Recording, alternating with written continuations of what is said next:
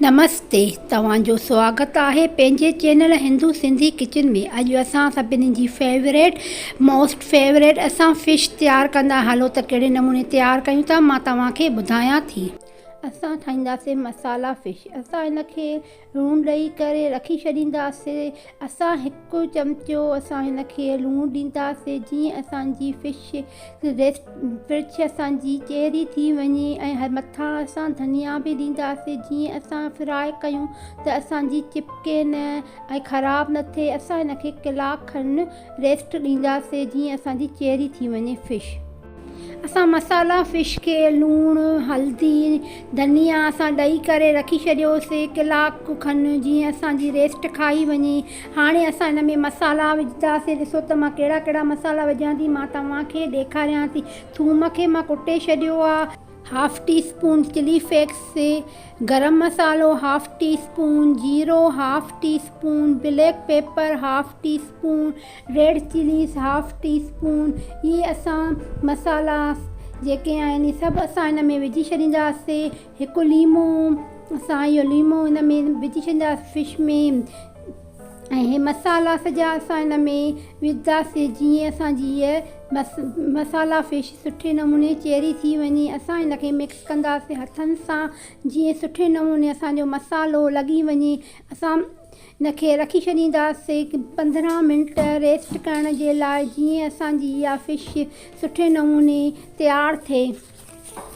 हे असांजा 3 चमचा बेसण, इन जो असां घाटो गोल ठाहींदासीं जीअं असां हिन मच्छीअ खे असां हिनखे ॾींदा जीअं असांजो उहो मसालो लही न वञे।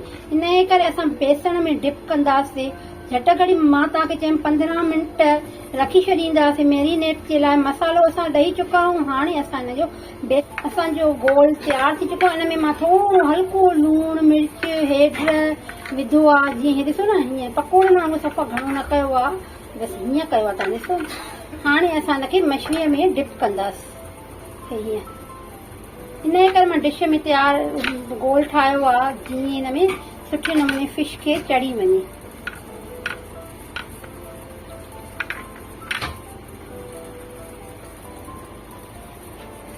असां मैरिनेट करे छॾी आहे। हाणे असां 15 मिंट हिनखे रखी छॾींदासीं। मसालो असां ॾेई छॾियोसीं, बेसण असां ॾेई छॾियो आहे। ॾिसो असांजी मैरिनेट थी चुकी आहे। असां जेको आहे जेको छिलके वारो पासो आहे इहो असां मथां कंदासीं, हे असां हेठां कंदासीं। हलो त विझूं था फ़िश खे फ्राए कंदासीं। असां तक़रीबन हिनखे 8 मिंट फ्राए कई आहे फ़िश खे।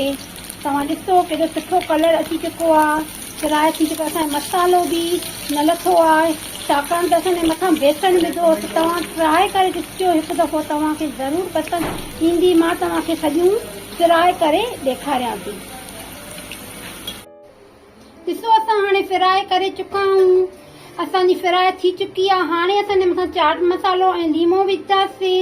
तव्हां हिकु दफ़ो ज़रूरु ट्राए कजो, तव्हांखे ज़रूरु वणंदी, पसंदि ईंदी। तव्हां कमेंट कयो। तव्हां कमेंट तमामु घटि कंदा आहियो। ज़रूरु मुंहिंजे चैनल खे कमेंट कयो, सब्सक्राइब कयो मुंहिंजे चैनल खे घणे खां घणो। मां तव्हांजे लाइ एतिरी मां महिनत कयां थी। तव्हांखे मां रेसिपियूं ॾेखार। काई छोकिरी सिंधी चैनल ते न आई आहे, मां पहिरियों दफ़ो मां आई आहियां। तव्हां मूंखे सपोर्ट कयो घणे खां घणो मूंखे। असां हिन जे मथां लीमो विझंदासीं। तमामु घणी सुठी ऐं यमी तयारु थी आहे। तव्हां बि ज़रूरु ट्राए कजो, मूंखे ॿुधाइजो त तव्हांजी कीअं तयारु थी आहे। हाणे मूंखे सपोर्ट, हाणे मुंहिंजे चैनल खे तव्हां लाइक कयो, कमेंट कयो, सब्सक्राइब कयो। हाणे मूंखे पंहिंजी भेण खे इजाज़त ॾींदो। पंहिंजे चैनल खे ज़रूरु यादि रखंदो दुआउनि में।